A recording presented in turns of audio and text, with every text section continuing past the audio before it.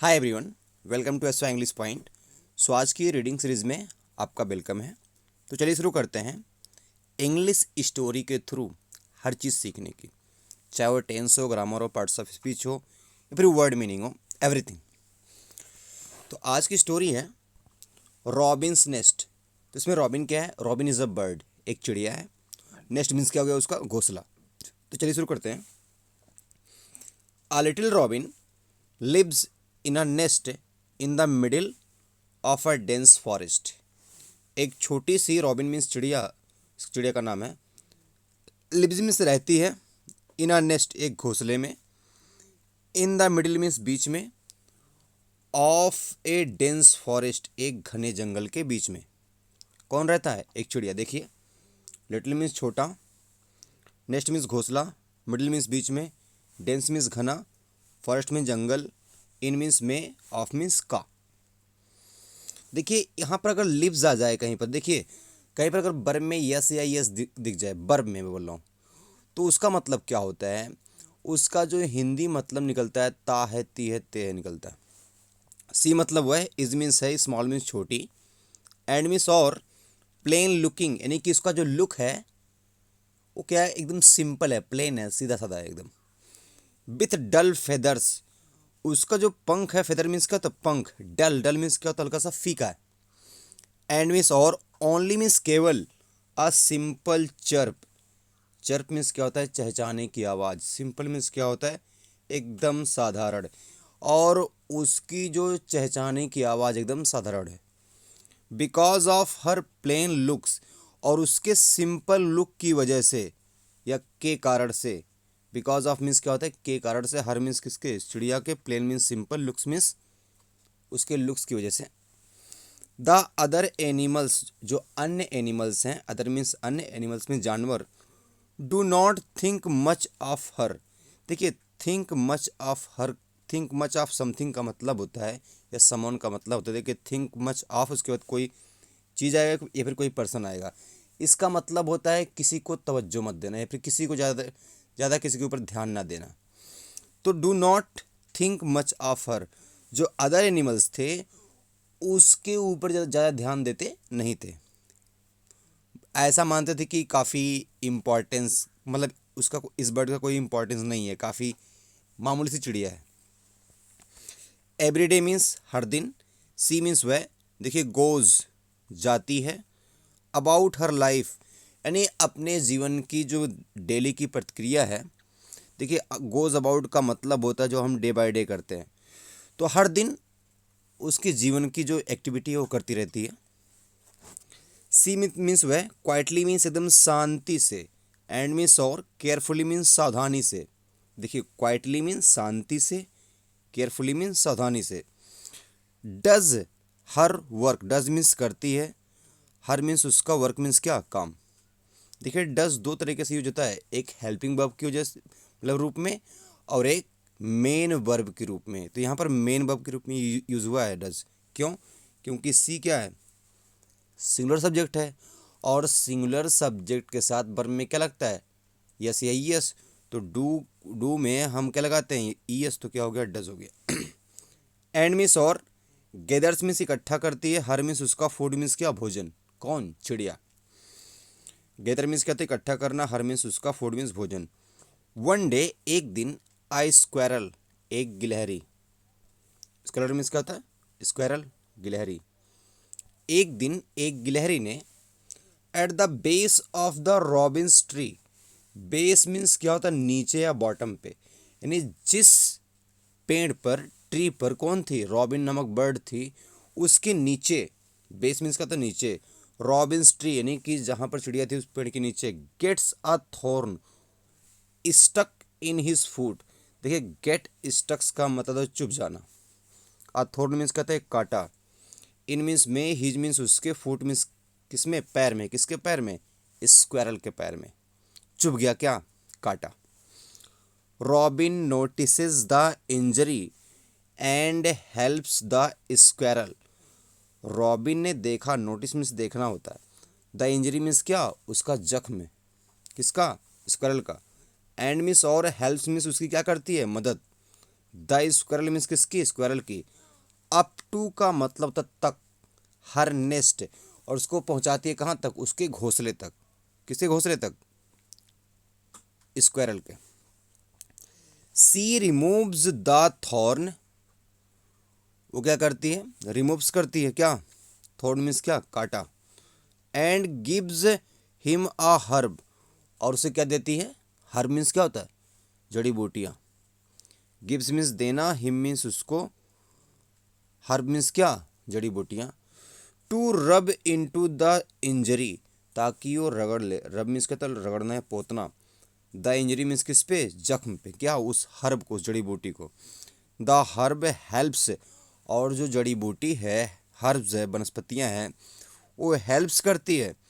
To reduce the pain, reduce means कम करने में, पेन मीन्स क्या, दर्द को, दर्द को कम करने में हेल्प होता है, किसको, रॉबिन को।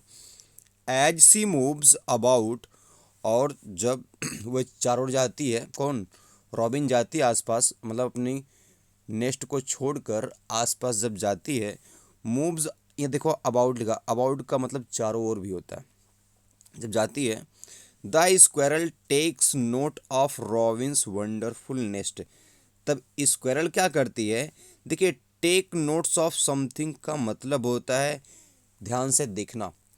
तो जो स्क्वायरल है देखती है रॉबिन्स के वंडरफुल नेस्ट को, रॉबिन के एकदम शानदार किसको, घोंसले को देखती है। वंडरफुल मीन्स क्या होता है, जो अजूबे से भरा हुआ हो, जो काफ़ी अच्छा हो। देखिए यहाँ रॉबिन के बाद में एस लगा हुआ है, और उसके ऊपर एक हल्का सा कॉमा जैसा सिंबल है, उसको बोलते हैं एपस्ट्रॉफी। तो इसका मतलब था रॉबिन्स, यानी रॉबिन्स के, वंडरफुल मीन्स क्या होता है, शानदार, नेक्स्ट मीन्स क्या होता है, घोंसले को देखती है, कौन देखता है, कौन, squirrel. The floor is padded, जो फ्लोर है, यानी जो घोंसला है रॉबिन का, नीचे काफ़ी अच्छी तरीके से पैडेड मतलब होता है, नीचे जब कोई चीज़ हम आरामदायक चीज़ें बिछा देते हैं, जैसे कि रजाई गद्दा होता है, लेकिन नेक्स्ट में क्या बिछाएंगे वो लोग, क्या लगाएंगे, खरपतवार, जो काफ़ी आरामदायक हो, काफ़ी मखमल जैसा हो। तो फ्लोर है, काफ़ी पैडेड है। द बेडिंग इज़ कंफर्टेबल, और जहाँ रॉबिन सोती है, बेडिंग मीन्स क्या होता है, ऐसी चीज़ें जो हम बेड पे यूज़ करते हैं, कंबल, रजाई, या फिर बोल सकते हैं तकिया, वो काफ़ी कंफर्टेबल, काफ़ी आरामदायक था। बेडिंग मीन्स क्या होता है, जो हम सोते समय जो जो चीज़ें यूज़ करते हैं। कंफर्टेबल मीन्स क्या हो गया, आरामदायक, यानी कि उसका जो फ्लोर था काफ़ी पैडेड था, काफ़ी चीज़ें वहाँ पर अच्छी चीज़ें रखी हुई थी, और बेड क्या था, काफ़ी कंफर्टेबल था।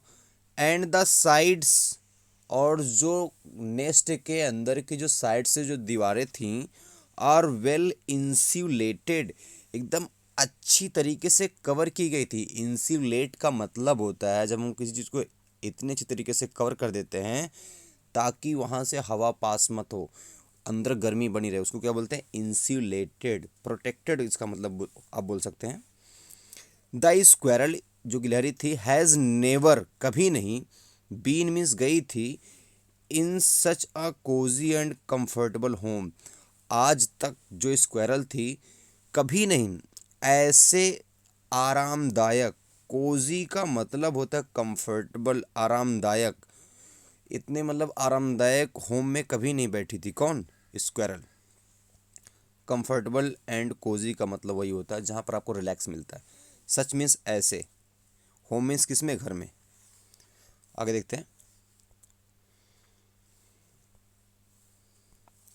लेटर मीन्स बाद में, देखिए LATER है, लेटर, इस लेटर का मतलब होता है बाद में, जो पत्र वाला होता है उसकी स्पेलिंग होती है LETTER, याद रखना। तो ये लेटर है, लेटर मीन्स बाद में।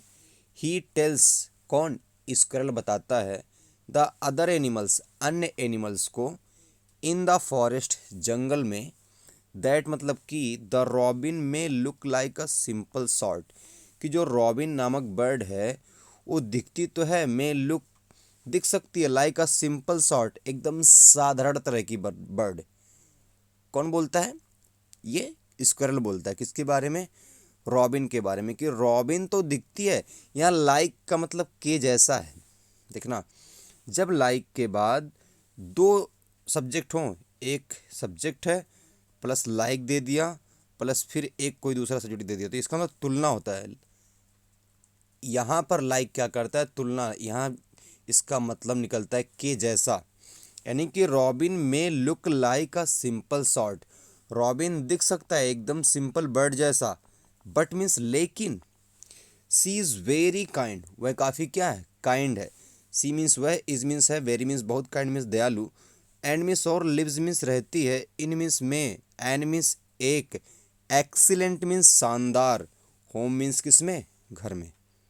ये किसने कहा, स्करल ने कहा। किससे कहा, अदर एनिमल से। किसके बारे में, रॉबिन्स के बारे में।